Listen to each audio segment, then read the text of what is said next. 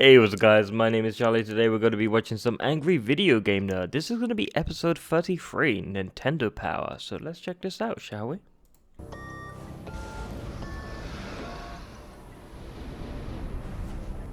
...2007, long time ago.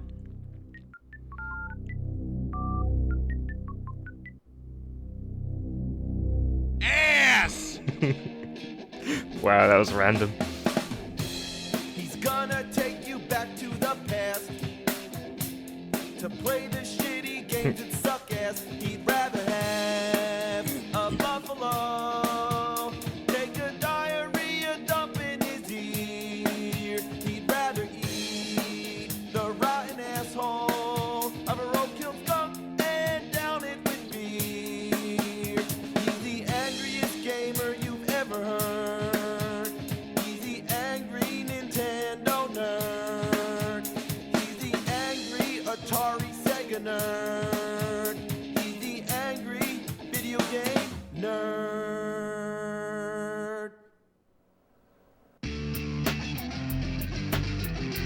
Get the power, Nintendo power. Get the clues that you can use, Nintendo power. Higher and higher, fighting your way through enemy fire.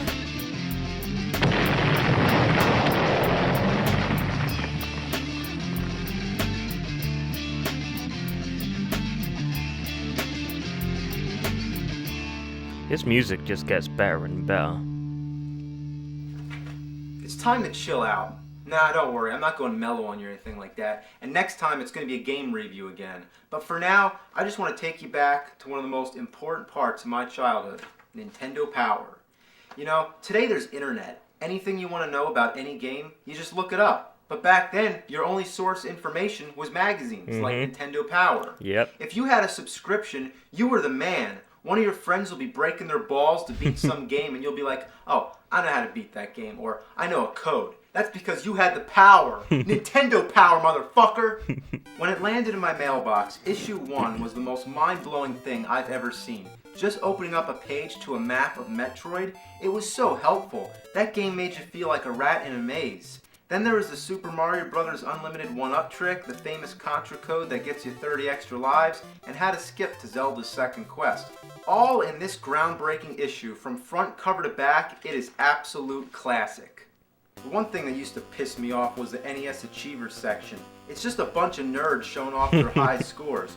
But how do you prove it? You gotta take a photo of your screen. And nobody really knew how to do that. I mean, remember, there were no digital cameras back then. So you take the picture of your screen, you have no fucking clue what it looks like, and there could be like 20 other pictures on the roll, so you either have to like waste them all or wait till it gets finished. You get your mom or dad to take it to the store to get the picture developed. It comes back, and what does it look like? It looks like fucking shit.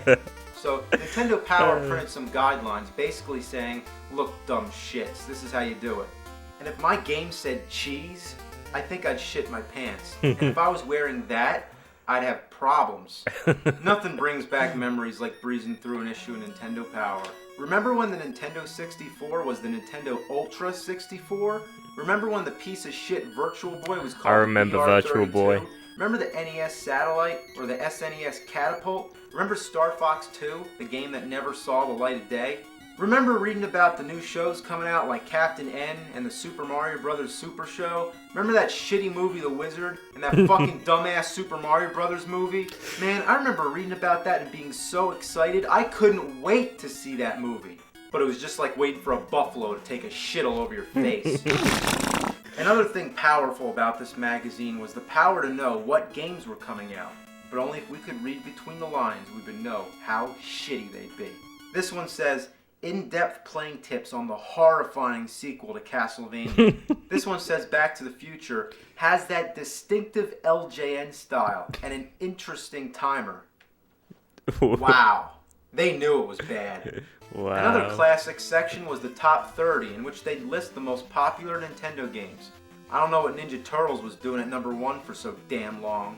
But anyway, it was only NES for a while, but then they started doing the top SNES and Game Boy games. They even had a top 5 for Virtual Boy. Wow. That's just hilarious, because that's almost the whole library of games for that fucking piece of shit. The think there was covers were only always 20 exciting to games look for that forward thing. to. This one gave kids nightmares and parents complained. I thought it was awesome. And I never noticed that face in the background till today. This one's cool because it's an owl, and owls are cool. But this one really sucks. Why is it all gray? I mean, what the fuck kind of cover is this? Oh, well, what the fuck? The illustrations were awesome too. Even if I didn't have the game, it was fun just looking at the pictures. Here's a page on Clash at Demon Head. Just a nice page, everything's fine. But then there's something that bothered me. What's this? He's flipping Wow. the bird. He's giving the finger. And I'm not making this up. Fuck me. Well, this one's kind of intimidating. I mean, what's Dracula's problem?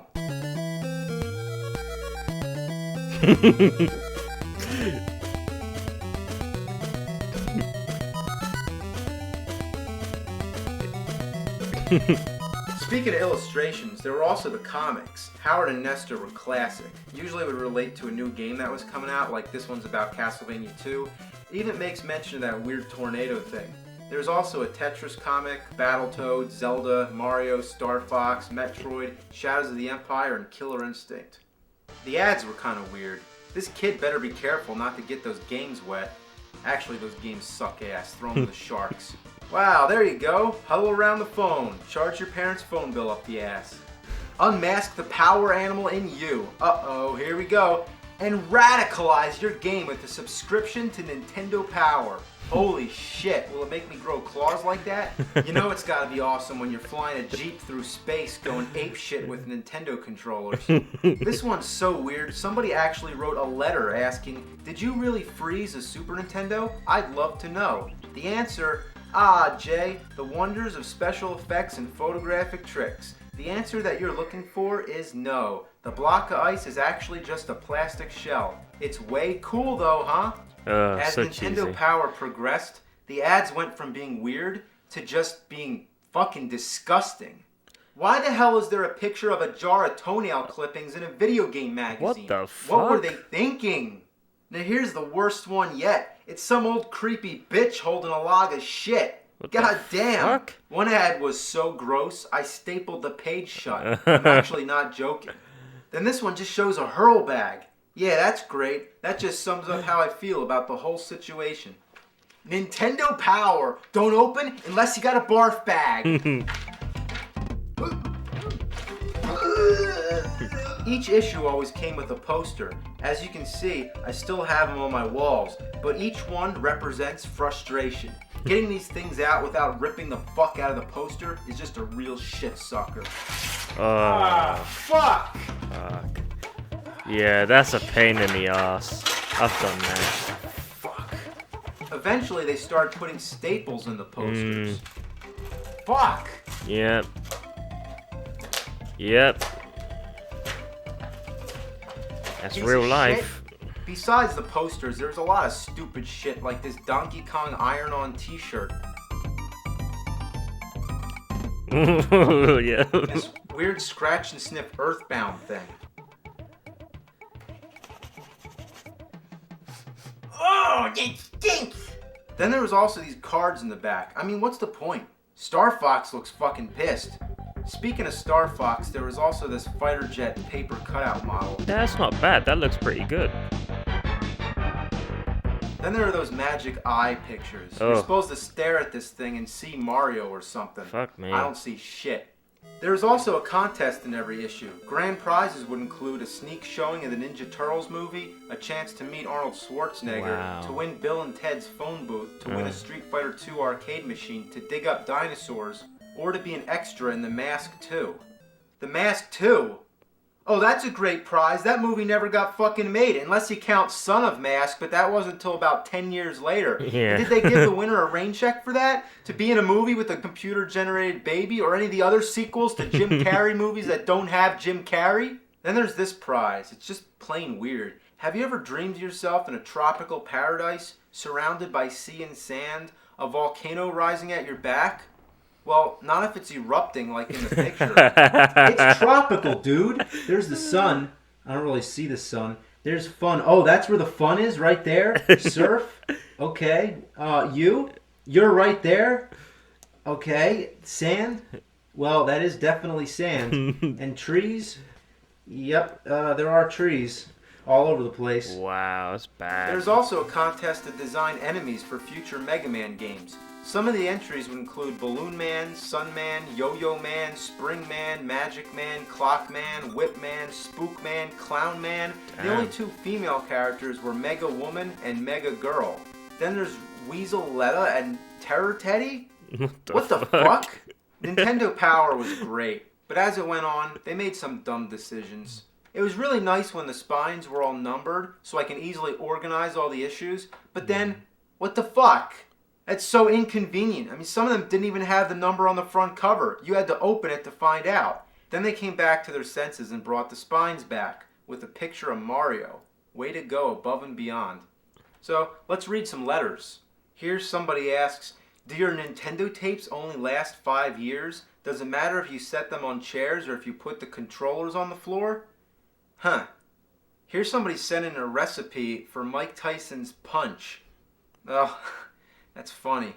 Oh, and oh my god, here we go. We got a Zelda rap.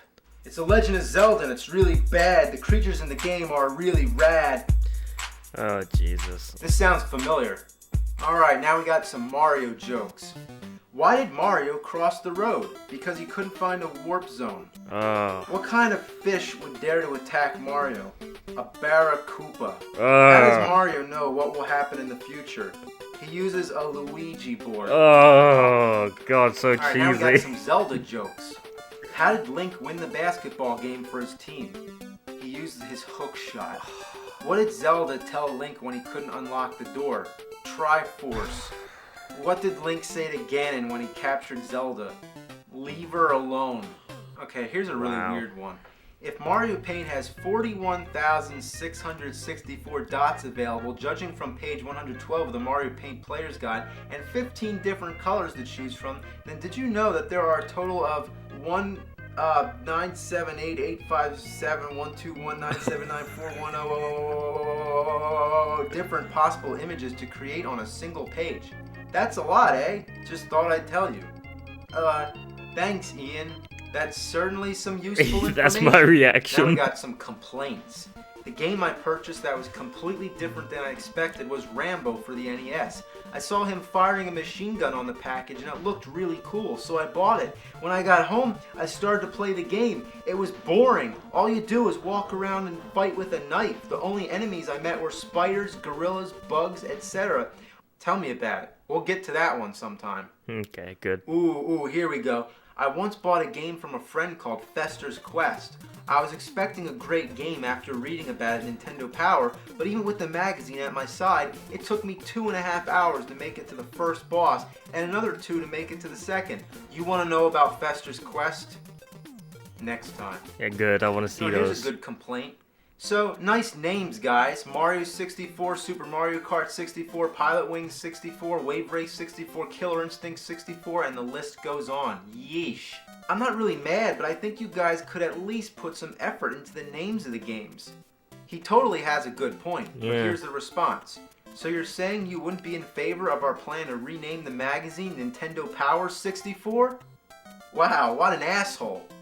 It is quite apparent what an active and important role marketing plays in the video game industry. I have to wonder what you are thinking when marketing the Nintendo 64 to elementary school gamers. You risk alienating gamers 15 and up. You should target older gamers because you'll also target younger ones, since the audience perception of coolness often depends on what the older teenage audience thinks is cool. I agree. The response? Your suggestion inspired us to target more teens with our marketing. So tune in to a very special episode of Friends this week to see... Okay, here's my letter. Dear Nintendo Power Editor, what the fuck is your problem? Get the power, Nintendo Power. Get the clues that you can use, Nintendo Power. Higher and higher, fighting your way through enemy fire.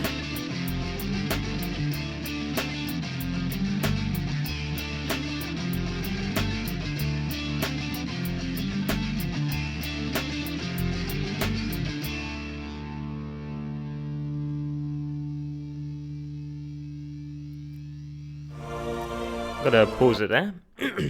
So yeah, that was very interesting. I used to have one, only one. I can't remember what number it was, but I remember having one Nintendo Power booklet, and I also had an Xbox 360 booklet. They normally have tips, cheat codes, and walkthroughs and all that useful stuff. So I remember that back in the day, but it was a long, long time ago. Um, Very interesting to see those again. I think he had the whole entire collection. I'm not sure, but he had a bookshelf of those things. That's impressive, because I'm pretty sure they're very rare or very expensive to get now. So it's very nice to see them again. Good memories. But anyway, if you like this video, make sure to subscribe, like, and comment down below. If you have any requests, request down below what you want me to react to, and I will do that as soon as I can. Once I get through all these Angry Video Game Nerd episodes, I'm trying to go through all of them as soon as possible, so I can move on to the next stuff. So if you like this video, like, subscribe, comment down below. I'll see you guys in the next video. Peace!